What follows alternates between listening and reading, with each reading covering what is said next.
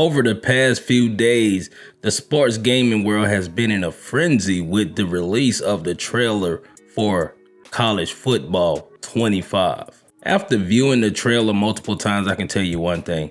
This game right here is going to be crisp. It looks great visually, and the gameplay, from my observation, looks to be on par to kind of Madden-esque, which we were expecting. Throughout the trailer, we saw multiple entrances from notable schools.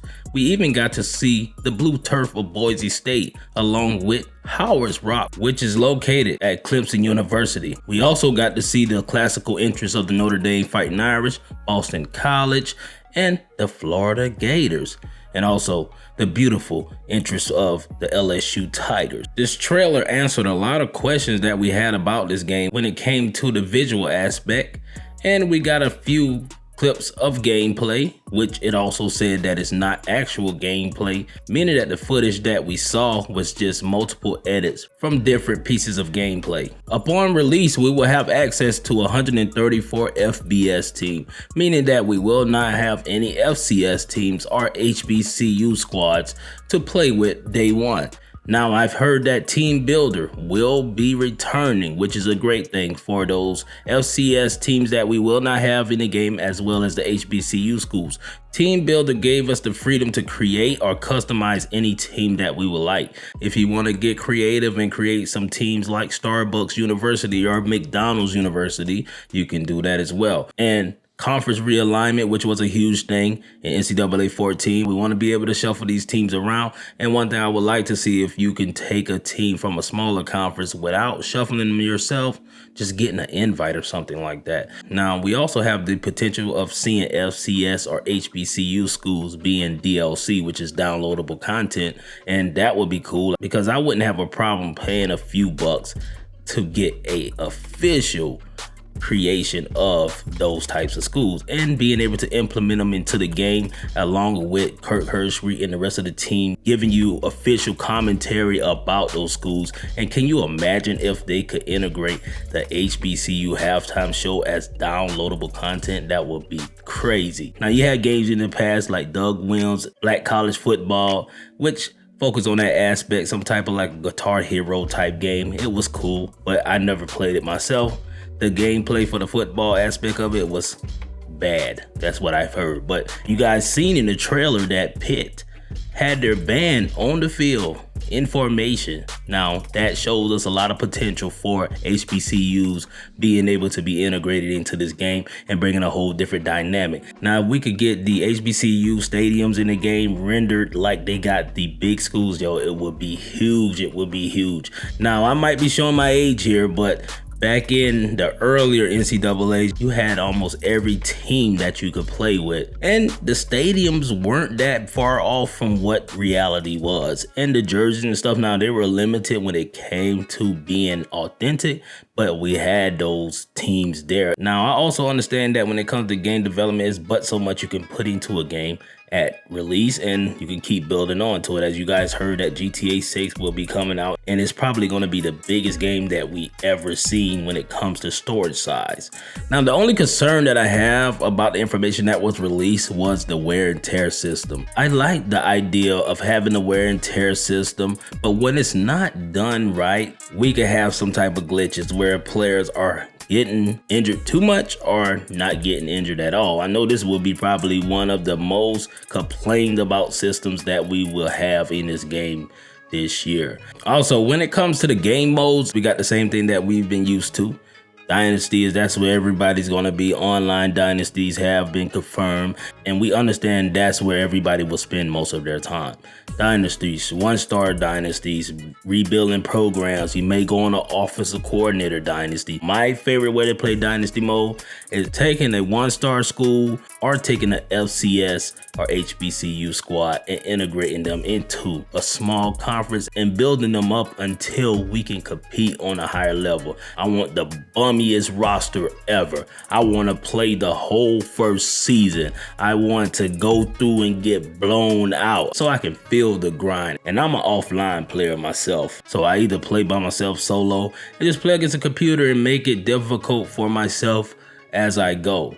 We also have Road to Glory returning, which is a classic game mode. Not my favorite, but I understand the craze behind it. It was like our first game to kind of give us like a role-playing aspect on the football field or in sports general. It was interesting to see where gaming was headed, and eventually my career's type game modes took over the sports gaming world, I would say from the 2010s all the way up until now. But we're starting to see that shift reverse itself now, where we have a lot of people more interested in dynasty modes. Also, they're bringing back Ultimate Team, something I'm not a big fan of, but I played it a few times on Madden, played it a few times in 2K, which is called 2K My Team, and I played it on the old NCAAs as well. A cool game mode for people who like to collect cards and stuff or pay for them yourself, or building a team using players from different eras and different squads, or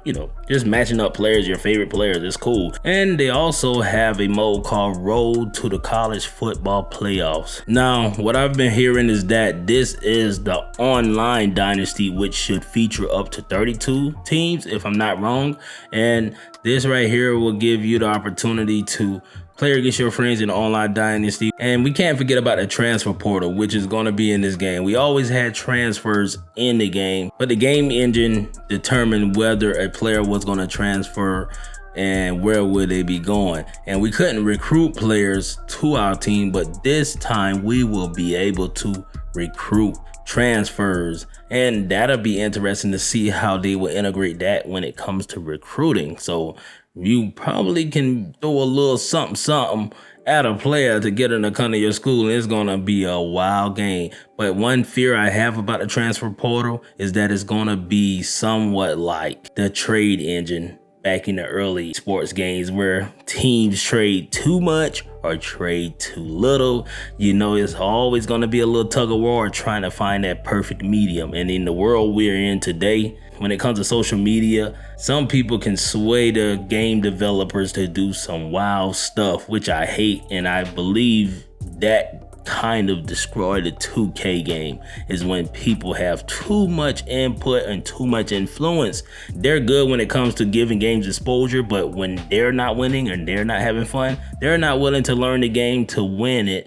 They're wanting the game to be tailored on their side. That's all I see in the 2K community, is that people are saying, hey man, they need to buff this, hey, they need to nerf this, they need to do that. And it's kind of like they're playing tug of war trying to please certain people, and it's hard to keep the integrity of the game when you got a lot of people pulling at you, trying to get you to make the game more enjoyable for them. So the gaming experience is not supposed to be enjoyable for everybody, but the people who like the game of football or basketball, any sports game, we want the most realistic simulation that you have to offer.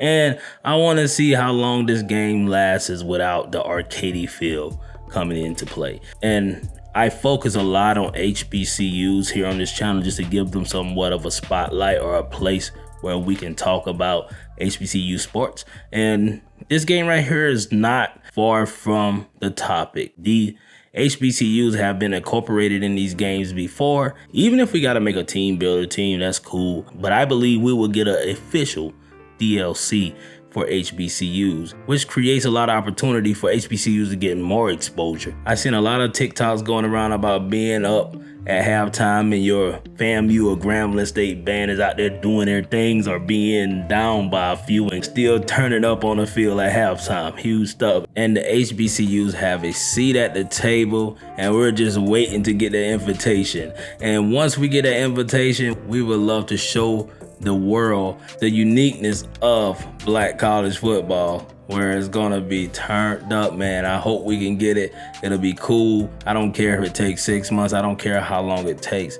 As long as we can get some replica of HBCUs get their shine in college football 25. And with that being said, you guys give me your feedback on how you think they're gonna handle HBCUs or FCS schools in the future when it comes to the college football video game. And let me know what you like about the trailer and what you didn't like. And I will give you guys updates when it comes to what we may get pertaining to HBCUs. Once we get that information, I will share with you guys, and I may do a quick little overview with the game itself if I can get it in my hands. And as always, I appreciate you guys for watching this video.